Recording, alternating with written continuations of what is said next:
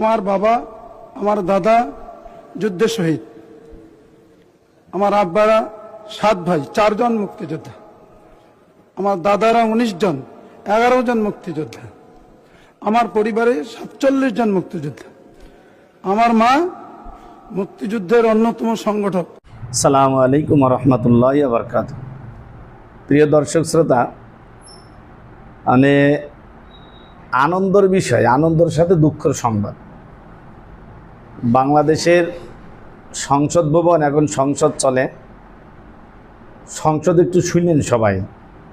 সংসদের কিছু কিছু এমপি তাদের বক্তব্য। যেই সংসদটা দেশের জনগণের এত লক্ষ লক্ষ টাকার বিনিময়ে সংসদটা চলে, লক্ষ লক্ষ টাকা খরচ হয়, সেই সংসদে এক একজন কথা বলার সময় না আপনারা লক্ষ্য করে দেখবেন যে অবস্থাগুলা কি। মানে কথার প্রয়োজনীয় কথা নাই, মানে সময় পাস করতে হবে একটা অবস্থা বললো যেমন। আর দেখেন মানুষ একই জায়গায় দাঁড়িয়ে মানে কখন কোনটা করে সেটা নিজেও জানে না, নিজেও যেন ভুলে যায়। একজন এমপি সাহেব দেখছেন কথা বলতেছে যে 1971 সালে দেশ স্বাধীন হয়েছে, ওই সময় ওনার বাবা ওখানে শহীদ হয়েছে, ওনার পরিবারের মুক্তিযোদ্ধার সংখ্যাও দিছে। এটা হতে পারে, ওই সময় মুক্তিযোদ্ধা পরিবার হতে পারে, পরিবার থেকে বংশের থেকে অনেকে মুক্তিযোদ্ধা ছিল, শহীদ হয়েছে। এইটা দেখেন 1971 সালে ওনার বাবা মারা গেল। জাতীয় সংসদ, যেই সংসদে দাঁড়িয়ে সারা বিশ্ব দেখতেছে, সেখানে কথা বলতেছে 1971 সালে বাবা মারা গেছে।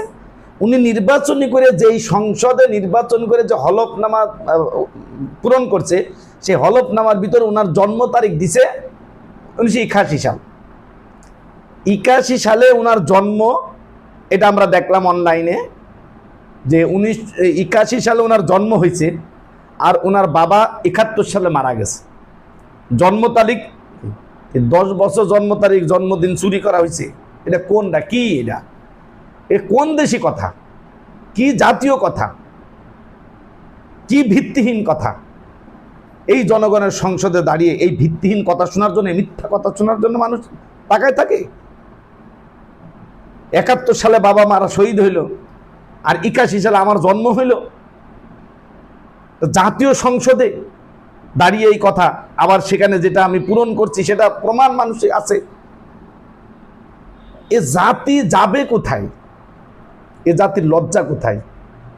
কাদেরকে পাঠালাম আমরা সংসদে? কি শরীর সংসদের ভিতরে? আল্লাহ রাব্বুল আলামিন আমাদেরকে হেফাজত করুক। ও ভাইরা আমার, দেশের জনগণদেরকে বলবো, হুজুরকে মাতাল আর কতদিন থাকবেন, আর কত বছর থাকবেন? হুজুরকে মাতাল নয়, নিজেদের জ্ঞান আছে, নিজেদের বুদ্ধি আছে, নিজেদের বিবেক আছে। নিজেদের বিবেককে জাগ্রত করে নেতা নির্ধারণ করুন, মিথ্যাকে পরিহার করুন,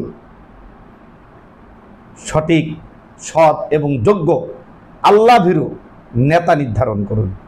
যদি আমাদের ভাগ্যের পরিবর্তন করতে হয়, তা না হলে আমাদের ভাগ্যের পরিবর্তন হবে না। আল্লাহ পাক রব্বুল আলামিন আমাদেরকে সবাইকে কবুল করুক, আমিন।